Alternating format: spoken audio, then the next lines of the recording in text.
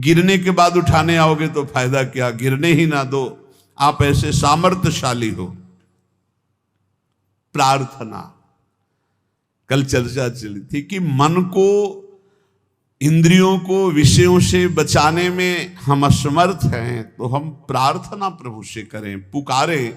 जैसे गोस्वामी जी कल कह रहे थे कि हौं हार्यो कर जतन विविध विधि अतिशय प्रबल अजय, तुलसीदास बस होई तबे जब प्रभु पेरक बरजय। हे नाथ मैं हार गया हूं बहुत उपाय करके, ये बस में नहीं हो रहा, आप डांट दो मन को, ये विषयों की तरफ ना जाए, आपके चरणों की तरफ जाए। ये भक्त की दैन्य पुकार होती। तुकाराम जी महाराज बहुत ऊंची स्थिति के महापुरुष हैं। वो अपने लिए ऐसी बात करे कि जब इंद्रियां ऐसी दशा में हो, मन ऐसी दशा में हो, तो प्रभु को पुकारो। अब जो बात कह रहे कि भगवान नाम जप करते हुए भी, प्रभु के मार्ग में चलते हुए भी हमें परमानंद क्यों अनुभव नहीं हो रहा, तो श्री तुकाराम जी कह रहे हैं कंचन, कामिनी और कीर्ति, ये तीन बड़ी खाइयां हैं। इस मार्ग में बहुत लोग चलने वाले नहीं हैं, परमार्थ में बहुत लोग चलने वाले नहीं हैं। केवल वेश धारण कर लेना चलना नहीं कहते, चलना अंदर का विषय होता है। इस मार्ग में चलने वाले बहुत पथिक नहीं होते। जो इस मार्ग में चलने वाले होते हैं उनके सामने तीन खाइयां हैं जिनको पार करके परम पद में पहुंचना है। पहली खाई है धन की। दुनिया में आपको कभी पैसा कमाने को ना मिला हो, लेकिन जब भगवान की तरफ चलोगे तो आपके सामने पैसे के रास्ते आने लगेंगे। अधिक से अधिक धन एकत्रित करना। गए पहली खाई में ही गुड़मड़ा करके गिर गए। ये ऐसे महापुरुष की बात है कि वीर शिवाजी रत्नों का ढेर तत्काल आदेश किया था, एक भी इसका प्रयोग नहीं होगा, तत्काल वापस राज खजाने में ले जाओ, मुझे बिल्कुल नहीं चाहिए, मैं विट्ठल के जिलाए जीता हूं, किसी और के जिलाए नहीं। रत्नों को स्पर्श भी नहीं किया। पैसे की खाई, रुपए की खाई, अर्थ की खाई में एक तो बहुत लोग चलते नहीं है। परमार्थ में तो गिने चुने लोग चलते हैं। अब जैसे मानो आप इतने लोग बैठे, कितने भारत में कितने 134-35 ऐसे करोड़ बताया जाता है, 40 हो गए होंगे, बढ़ रहे होंगे।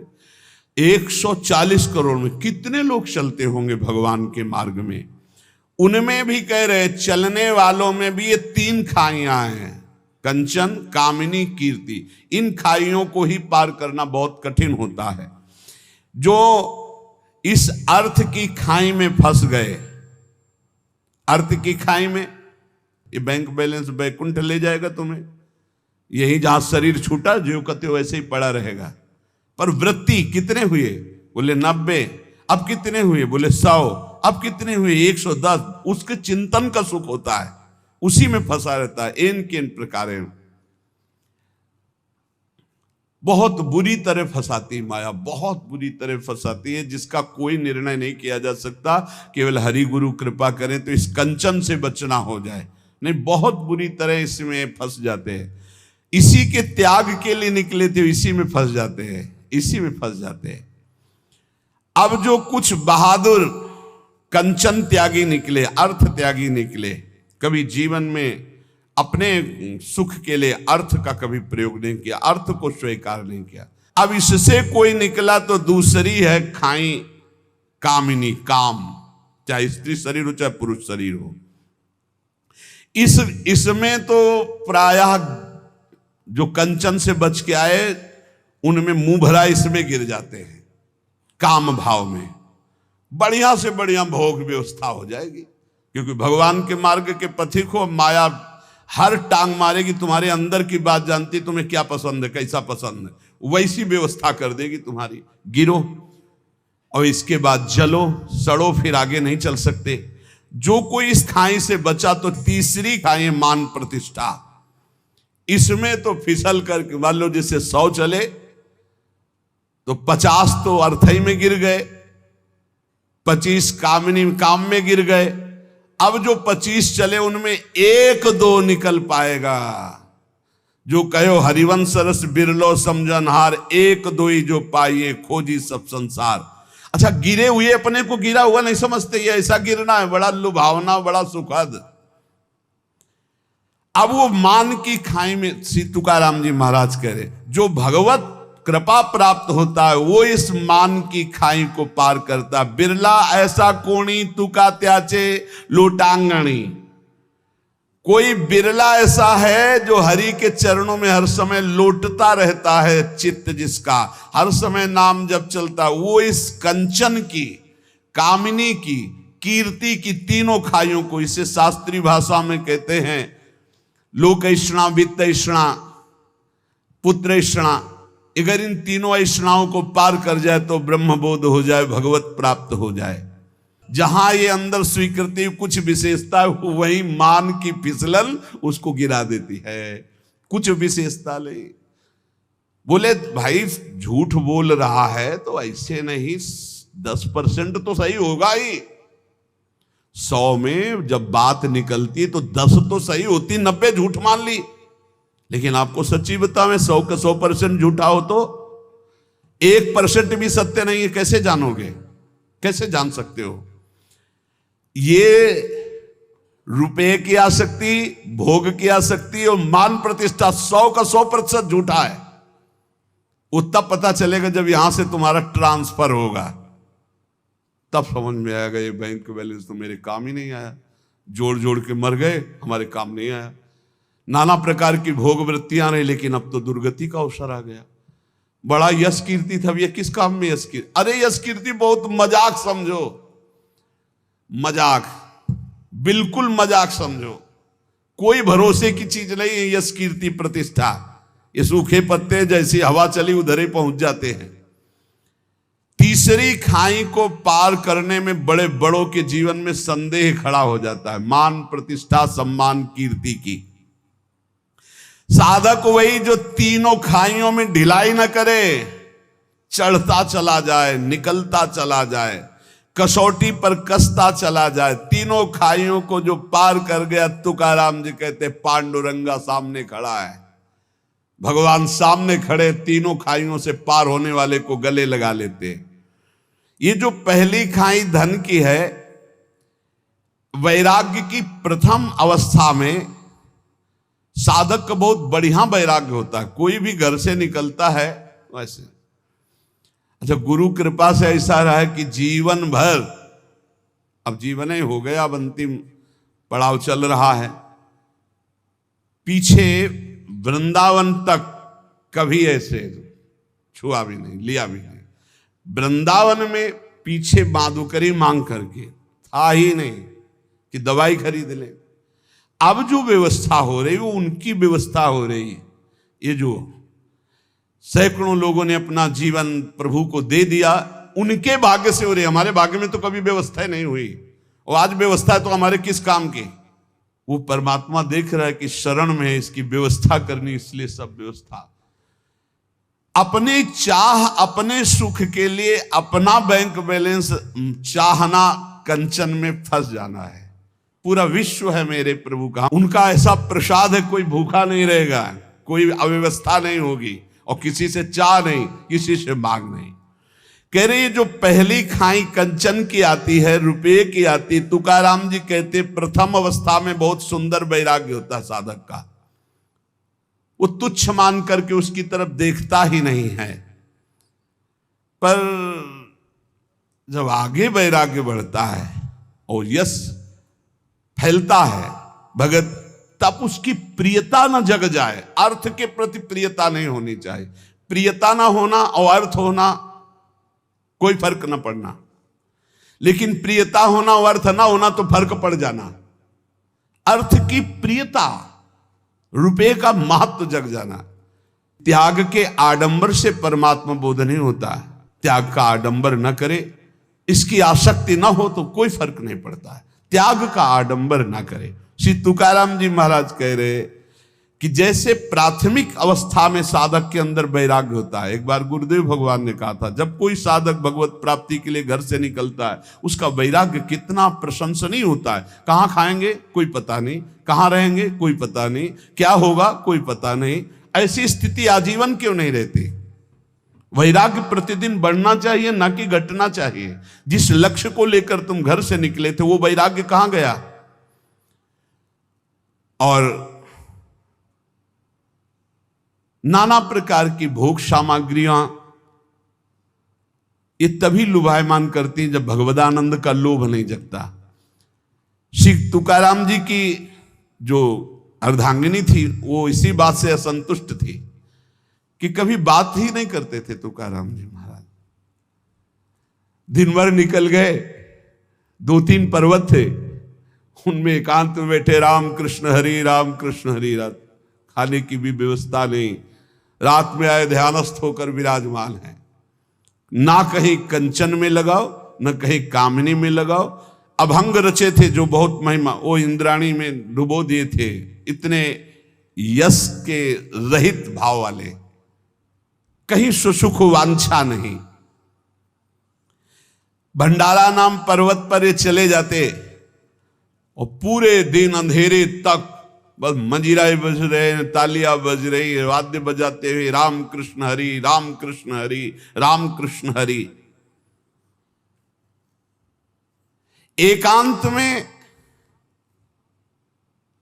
यदि कोई भगवत साक्षात्कार पाना चाहता है तो तुकाराम जी कहते, एकांती लोकांती स्त्रियांसी न भाषण, प्राण गेला जान करूं नए। साधक को इतनी दृढ़ता कर लेनी चाहिए कि एकांत में कभी विपरीत शरीर के पास बहुत देर तक ना रहे, नहीं तो गिर जाएगा, पक्का गिर जाएगा, चाहे जितना संयमी साधक हो। कह रहे प्राण गेला जान करूं नए, प्राण त्याग सकता हूं, लेकिन एकांत में कभी माई बहन के साथ नहीं बैठ सकता। तुकाराम जी कह रहे साधक में इतनी दृढ़ता होनी चाहिए कि उसका वैराग्य इतना दृढ़ होना चाहिए कि चाहे प्राण निकल जाए पर मैं कभी ऐसा ऐसा दृढ़ निश्चय होना। और इसके लिए बहादुर न बने, डरता रहे, यही डर ही डरप हरिवंश हित, डरता रहे। ना जानो छिनंत कवन बुद्धि घटई प्रकाशित, छुट चेतन जु अचेत तेउ मुनि भय विश्वासित, पारासर सुरेंद्र कलप कामिनी मन फंद्या, परिवदेह दुख द्वंद कौन क्रम काल निकंद्या, यही डरप हरिवंश हित, जिनो भ्रमय गुण सलिल पर, जी नामन मंगल लोक त्यों सुहरिपद भजु न विलंब करे।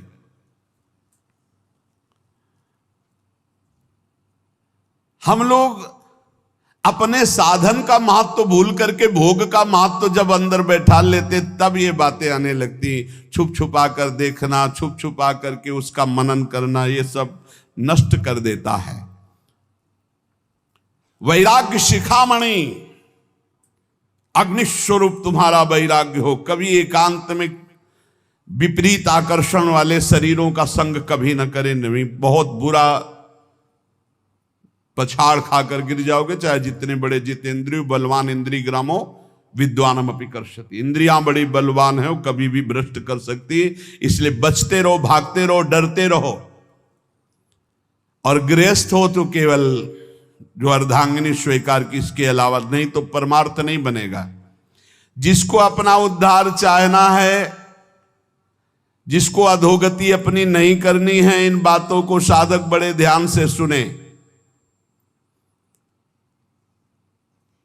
रात दिन भगवान के चिंतन में डूबना है तो अर्थ को एकत्रित करना और स्त्री संभाषण, एकांत आदि मिलन, बैठना, बात करना, ये सब छोड़ दे।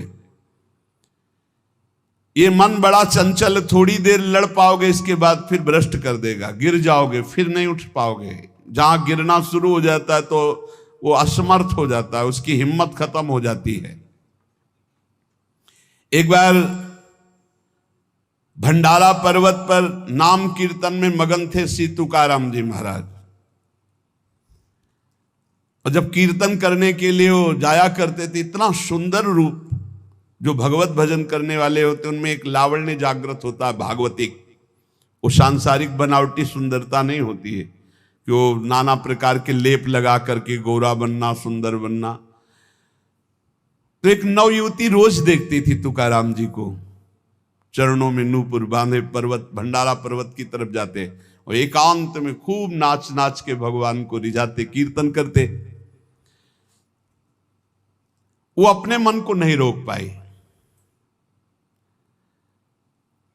मानो भगवान परीक्षा ले रहे हो। जब वो आंख मूंद कर राम कृष्ण हरि जय जय राम कृष्ण हरि निवेदन किया जाकर, दंडवत, दूर से ही दृष्टि गई, देखा उसकी भावभंगियों को।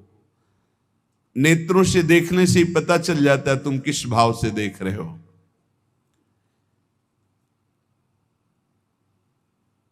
जे भी देखा,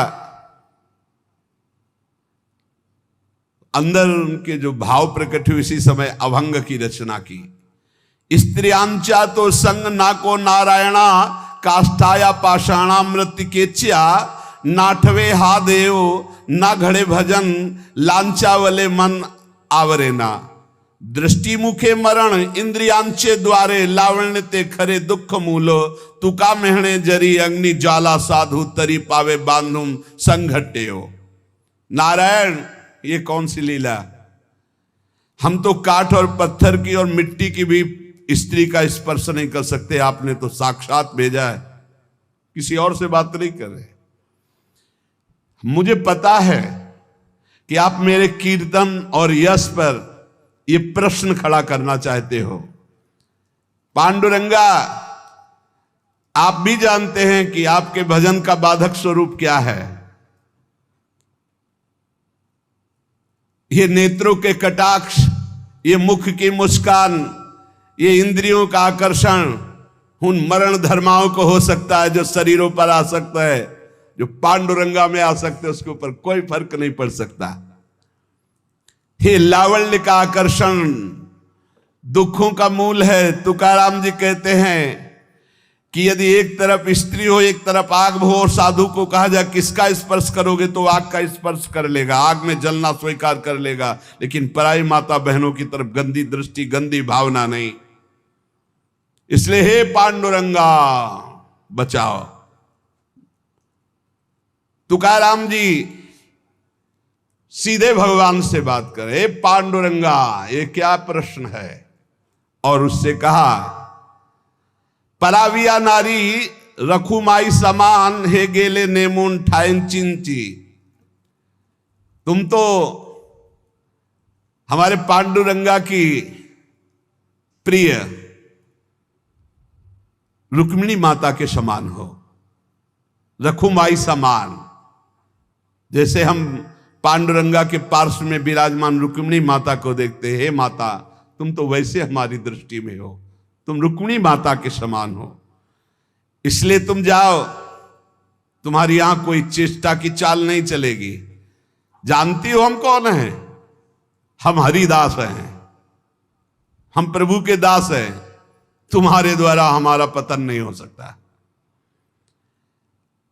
ऐसी बुरी चिंतन वृत्ति मत रखो। तुकाराम जी कहते हैं कि यदि उस स्त्री से कहा तुम्हें परपुरुष ही पसंद है तो बहुत संसार में है, यह तुम्हारी चाल चलने वाली नहीं।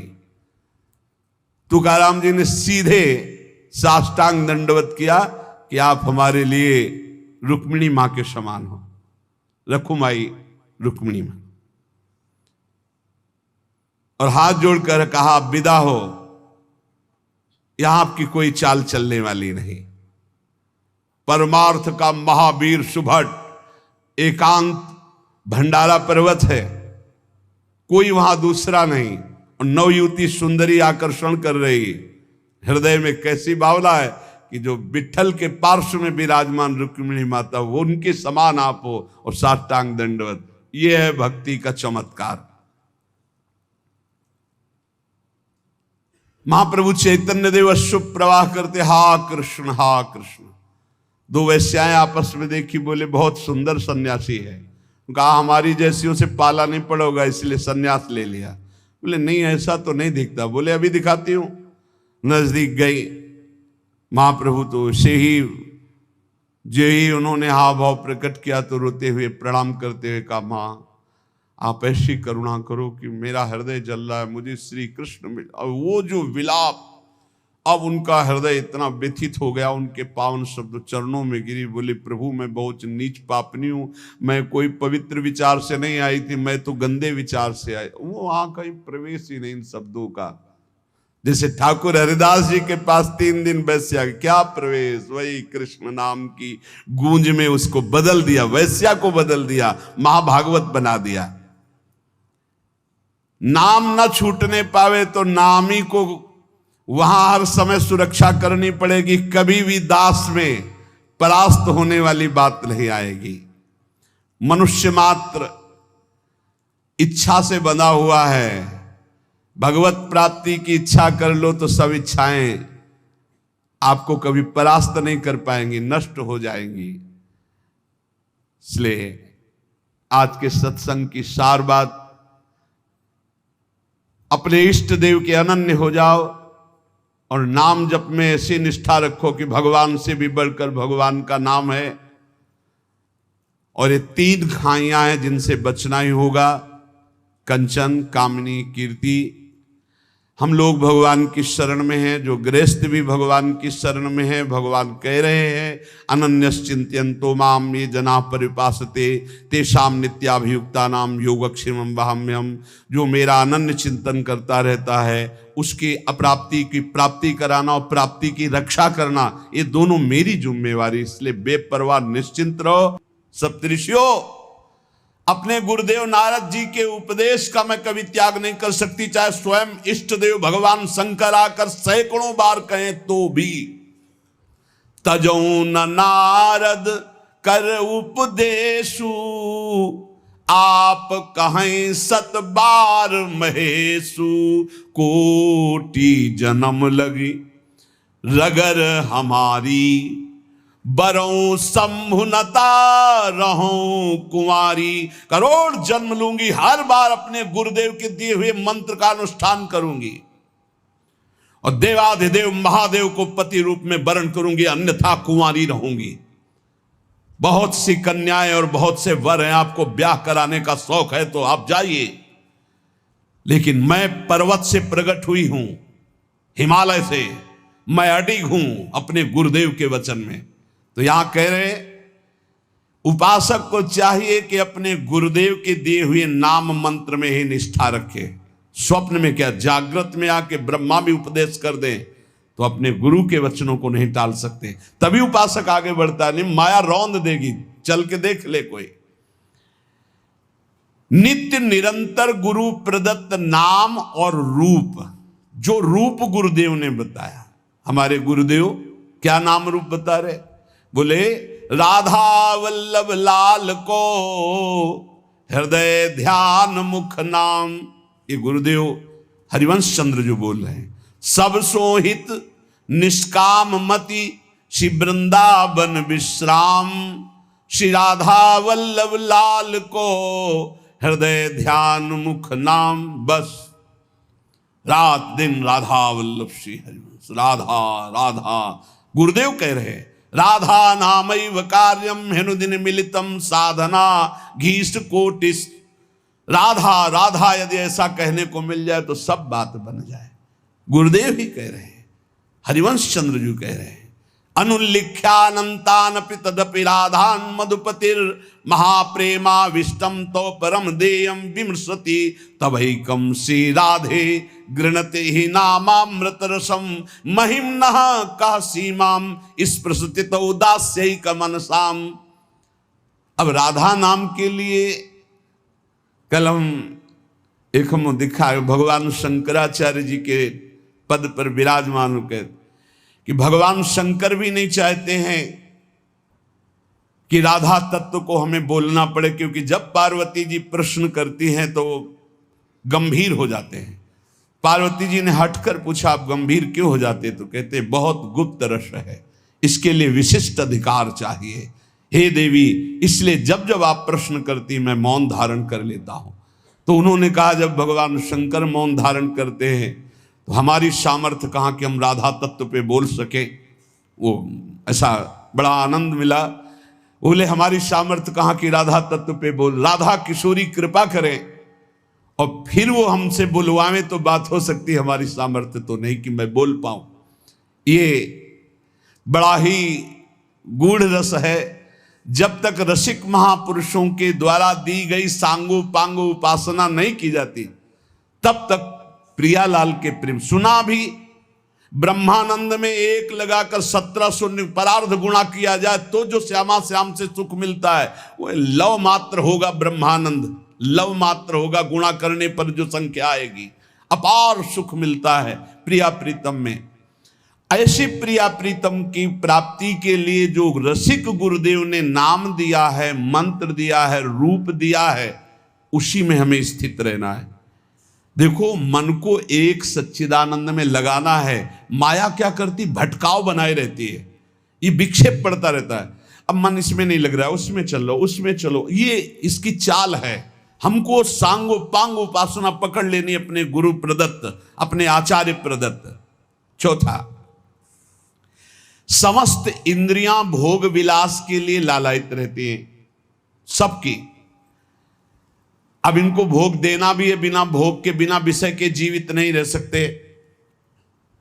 शरीर चलाना है, सेवा धर्म पूर्ति करनी है, पानी पीना भी विषय है, अन्न पाना भी विषय है, देखना भी विषय है, सुनना भी विषय है, सब विषय के अंतर्गत आता है। तो यहां अपनी इंद्रियों से जो विषय ग्रहण करना है वो भागवतिक करना है।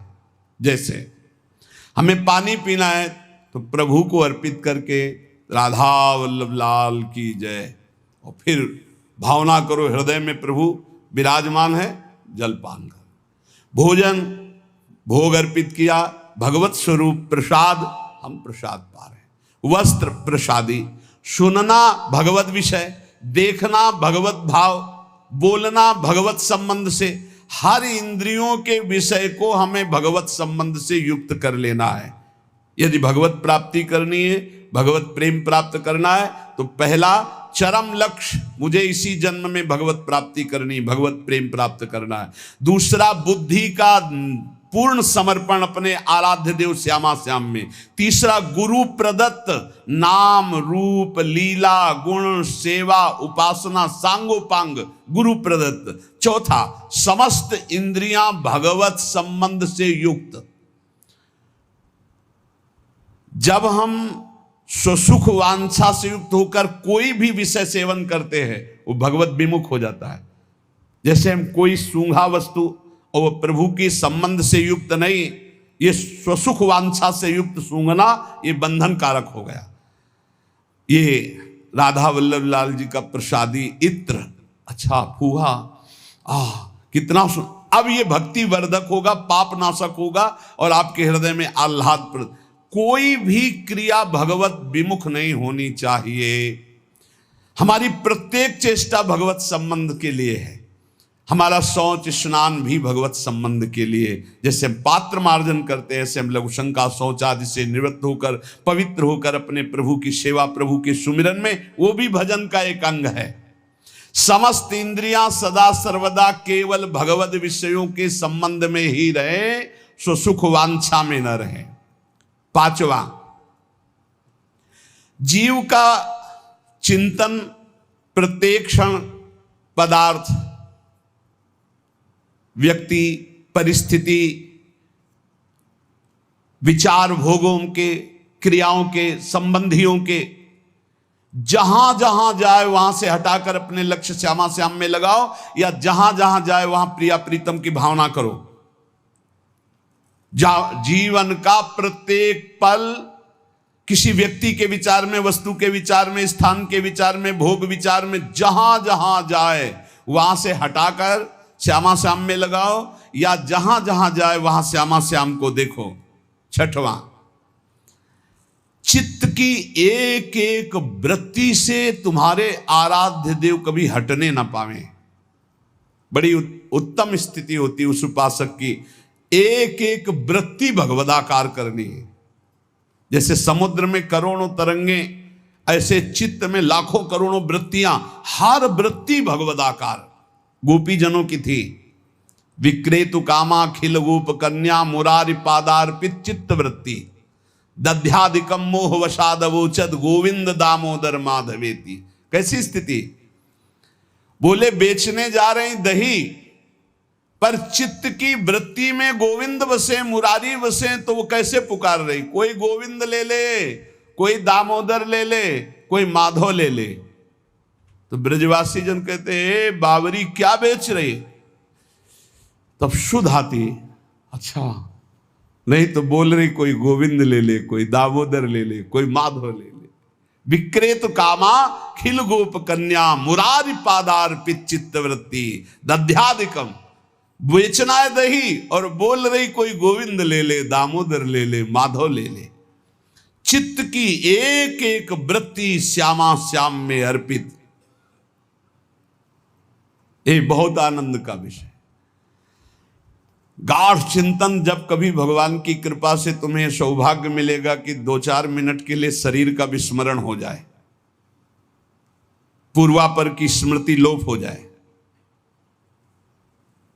और वर्तमान में जो चिंतन चल रहा उसी में तदात्म हो जाए, फिर देख लो कैसा आनंद आता है।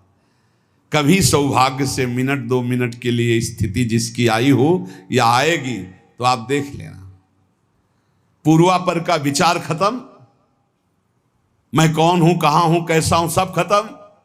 केवल स्मृति, मात्र स्मृति, भगवत स्मृति, प्रिया प्रीतम की स्मृति। उस समय जो आनंद, उसका वर्णन नहीं हो सकता। यही आनंद आता है जब एक एक वृत्ति प्रभु में लगा दो। नित्य नई उमंग, नित्य नवीन उत्साह, नित्य नया आनंद उस उपासक को प्राप्त होता है जिसकी हर एक वृत्ति प्रभु में लग जाती है।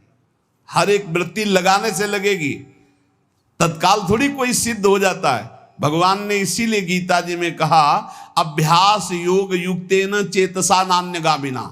ऐसा अभ्यास करो कि चित्त की एक भी वृत्ति कहीं बाहर ना जाए। राधा राधा राधा वल्लभ श्री हरिवंश। 7वां, कहीं भी आसक्ति ना हो, सारी की सारी आसक्ति, सारी की सारी ममता केवल एक युगल सरकार में।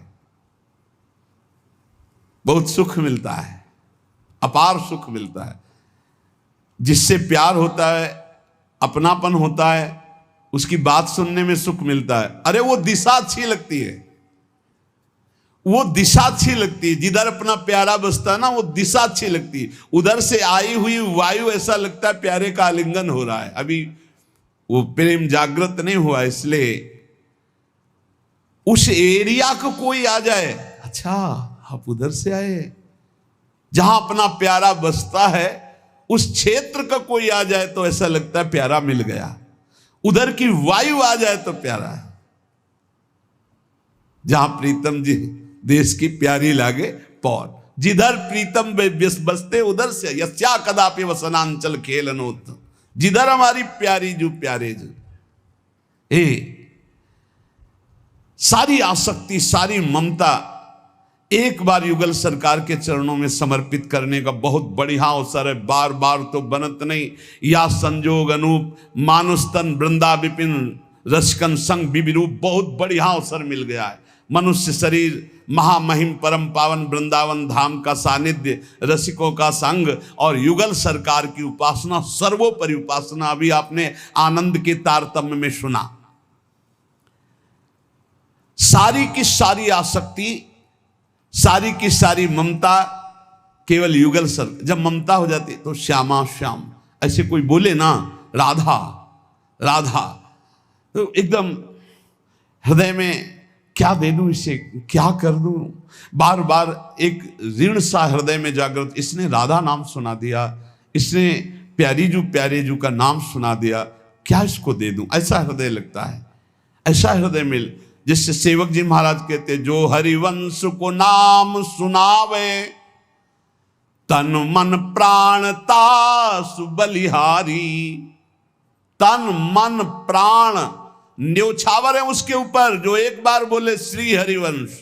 सेवक जी महाराज कह रहे, ये है आसक्ति, इसे कहते हैं ममता। जैसे गोस्वामी तुलसीदास जी कह रहे हैं, तुलसी जाके मुख से धोखे हो निक्षत राम, ताके पग की पगतली मोरे तनु की चाम। धोखे से भी निकल जाए राम, बोले वो इतना पावन हो गया कि उसके चरणों के तलवे और मेरे पूरा शरीर। गोस्वामी तुलसीदास जी कह रहे हैं। ये जब रास्ते में नौजवान राधा राधा, एक भाई तो ऐसे कहते हैं श्री राधा, एकदम हृदय उफान आता, क्या दे दूं, क्या करूं इनको, कैसे। नाम में अपार सुख तब अनुभव आएगा जब आसक्ति हो जाएगी। अभी आसक्ति अन्यत्र है, नाम में आसक्ति तो है नहीं। तो एक उपासक, मुझे नाम जपने में श्रद्धा नहीं हो रही, बिल्कुल ना हो, आप चिंता मत करो। भाव शब्द समझिए, कुभाव अनख आलसहु, नाम जपत मंगल दिशि दसहु। भाव से जपो, कुभाव से जपो, मन लगे या ना लगे तुम्हें फल मिलेगा, पक्का मिलेगा, मंगल दसों दिशाओं में होगा। विश्वास करके जपो तो, और एक दिन जब स्वाद लग जाएगा तब आप भी ऐसे ही बोलोगे जैसे बड़े बड़े संत महापुरुष बोलते हैं, नाम जीवन, नाम सर्वस्व, नाम ही हमारा प्राण धन। सारी आसक्ति, यही हमारी साधना है कि हमारी कहीं आसक्ति ना हो जाए, हमारी कहीं ममता बंटवारा में ना आ जाए, कोई हमारी ममता को बांट न ले।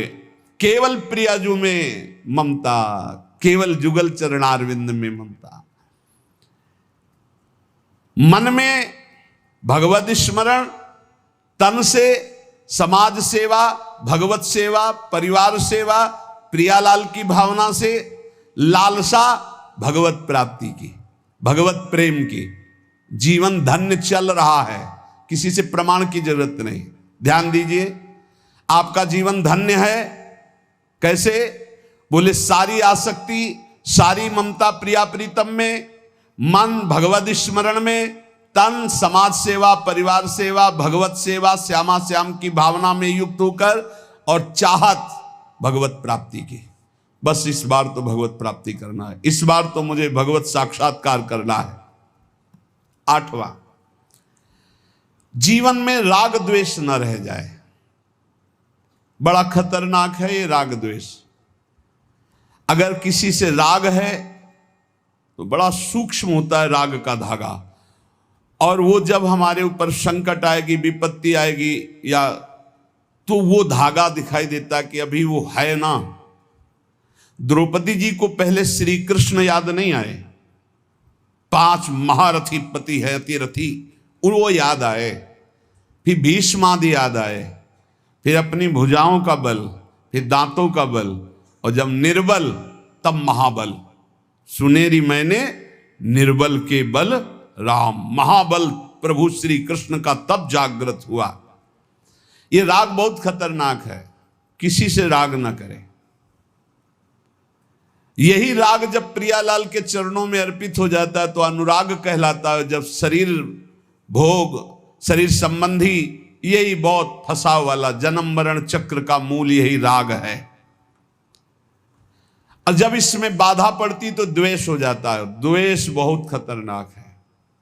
भजन कर रहे हैं, कई वर्ष पहले किसी ने कुछ कहा, याद आ गया और जलने लगा हृदय। उसकी पूरी सामने झांकी है, भजन कर रहे हैं प्रभु का, और झांकी है उस द्वेष जिससे हुआ है, और हृदय जलने लगा। या कभी वो सामने पड़ गया तो देखकर जल। द्वेष ना होने पावे, अजात शत्रु ते सदा। भक्त अजात शत्रु होता, एक भी पूरा सृष्टि में शत्रु ना होने पावे। तो बोले क्या भक्त से क्रोध लीला नहीं होती? क्या भक्त क्रोध नहीं करता जैसे द्वेषी पुरुष करते हैं? बोले होता है, लेकिन भक्त का द्वेष ऐसा होता है जैसे जल में रकील खींचो, कितने सेकेंड, बस जितने में खींच रहे उतने में, इसके बाद नहीं। ऐसा नहीं कि उसके चिंतन में आएगा कि वो बहुत दुष्ट है, ऐसा कभी नहीं आएगा। अगर कभी ऐसा दिखाई दे रहा है तो वैसे जल में जैसे ऐसे, बस ऐसे किया, खत्म। और संसारी पुरुष का द्वेष कैसा होता है? पत्थर की रकील, खींच दो तो बनी की बनी। और वो जल की रकील, जल में ऐसे रकील खींचो 1 सेकंड में खत्म। ऐसे भक्त का आवेश होता है। कोई धर्म विरुद्ध या इष्ट विरुद्ध या ऐसा तो एकदम वो आवेश दिखाई देगा, लेकिन उसी क्षण वो तत्काल बिल्कुल द्वेष किंचन मात्र नहीं, किंचन मात्र मंगल की भावना नहीं। अगर राग द्वेष है तो फिर वो भक्त कैसा? जीवन में राग द्वेष न रहने पावे, किसी से राग नहीं, किसी से द्वेष नहीं, और किसी भी भोग के प्रति ऐसी प्रचंड ममता कामना ना हो कि प्रियालाल का विस्मरण हो जाए। प्रियालाल का स्मरण करते हुए धर्मयुक्त भोग को जीवन यापन के लिए स्वीकार किया गया है। प्रियालाल का स्मरण चल रहा है और शास्त्र सम्मत धर्मयुक्त भोग है जीवन यापन के लिए। लेकिन शास्त्र विरुद्ध प्रियालाल का विस्मरण करा दे ऐसा भोग भक्तजन स्वीकार नहीं करते, और जो स्वीकार करते हैं वो भक्त नहीं होते। राग द्वेष भक्त के जीवन में नहीं होता, और ऐसी भोग कामना नहीं होती जो भगवत विस्मरण करा दे या शास्त्र विरुद्ध हो।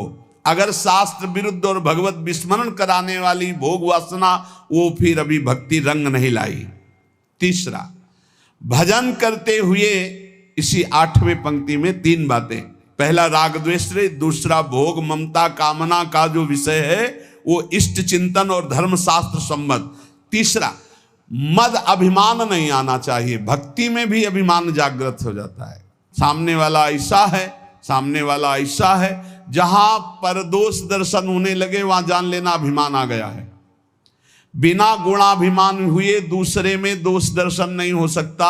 अभिमान की पहचान दूसरों में दोष दर्शन, अपने में गुण का भाव, गुण का आरोप, अपने में गुण का अभिमान, दूसरे में दोष दर्शन, ये पतन का लक्षण है, सिर्फ पतन का लक्षण।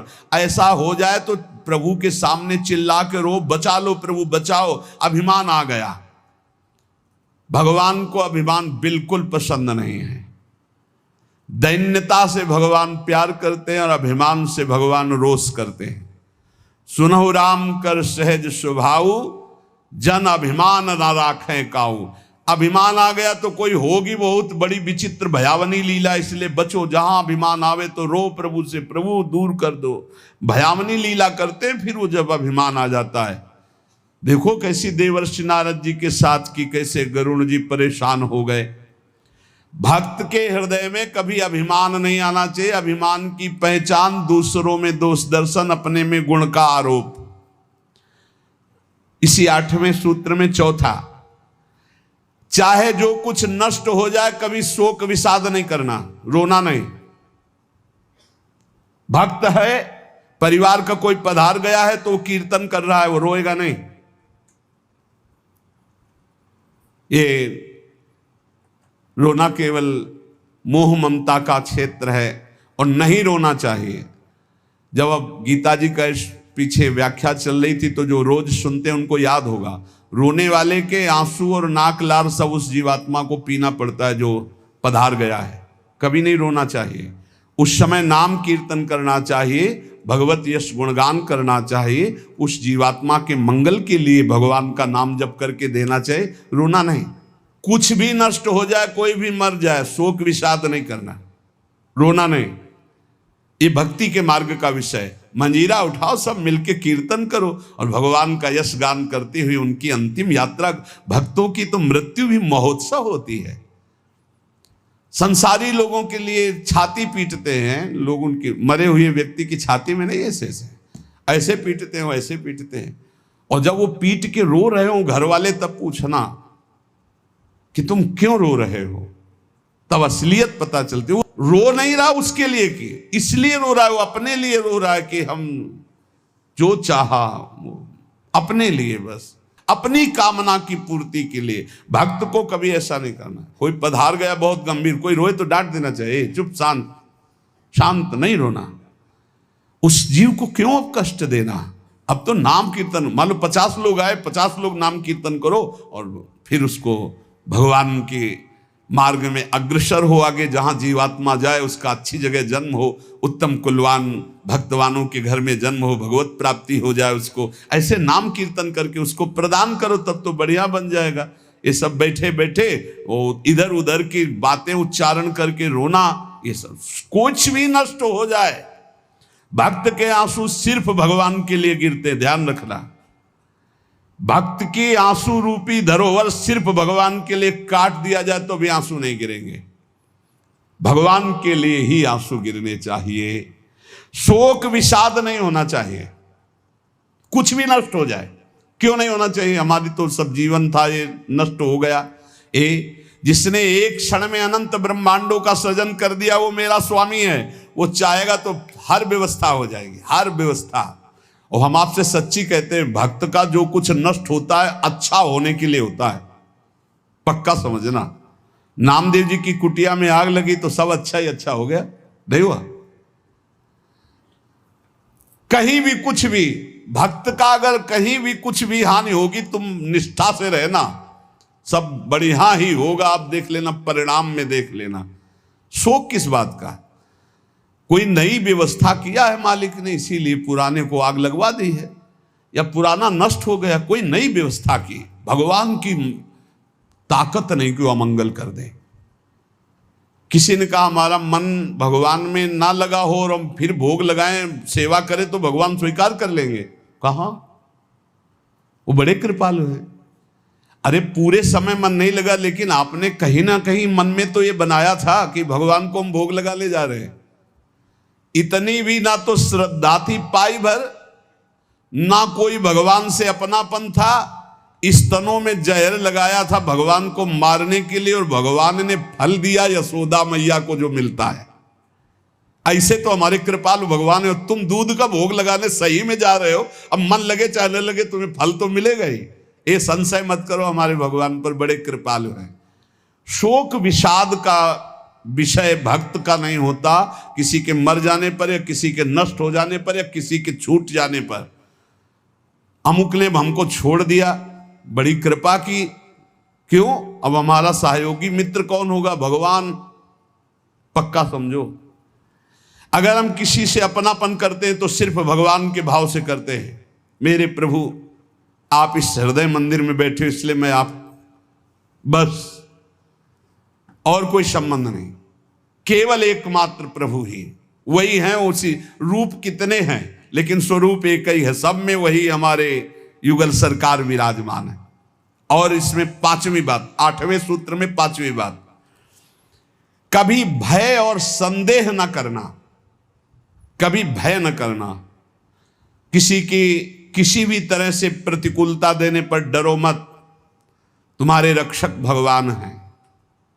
बोले हमारी तो प्रिया जो है नील कमल हाथ में लिए हुए हैं, अब ना तो तलवार है ना गदा है, कैसे रक्षा करेंगी? तो जो ये सब बड़े बड़े दिव्यास्त्र हैं, जो जानने वाले हैं, तो 19 चरण चिन्ह प्रिया और लाल 19 चरण चिन्ह है। ये चरण चिन्ह अपने भक्त जनों की रक्षा के लिए, इन्हीं में सुदर्शन चक्र, इन्हीं में कौमोदकी गदा, इन्हीं में सब कुछ विराजमान है। भक्त की रक्षा के लिए प्यारी जी की चरण चिन्ह बलवान।